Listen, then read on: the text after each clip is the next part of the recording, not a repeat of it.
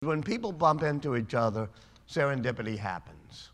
They start talking, they get onto something, and boom, a new idea emerges. Marissa Mayer, as she's struggling to get her arms around Yahoo, what does she say?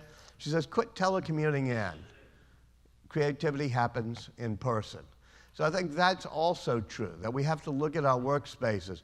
A great innovation of the digital age comes when Bob Noyce and Gordon Moore, sick of the authoritarian top-down corner office, you know, who has this office, what size office, that was coming out of the Bell system, AT&T and Bell Labs, when there was Shockley Semiconductor, you know, William Shockley's trying to take all of the credit for things. They built just a big old apricot shed, almost about the size of this room.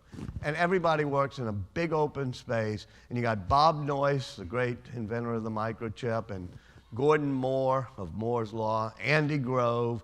They're all just in the center in battered desks, no corner offices. Somebody asked Bob Noyce, what's the org chart here? He says, here's the org chart. And he says, here's you in the center.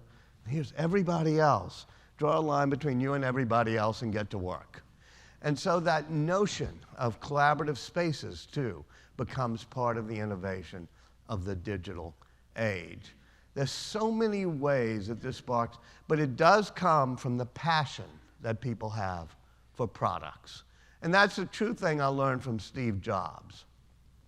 When I first was working with Steve, we'd take walks.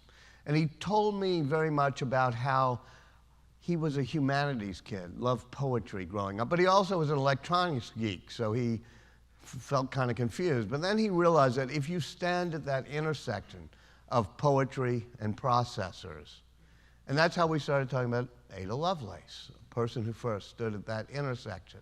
If you ever saw one of Steve's product launches, it would end with a slide on the screen. It would say, liberal arts, technology. That's the intersection where the creativity happens.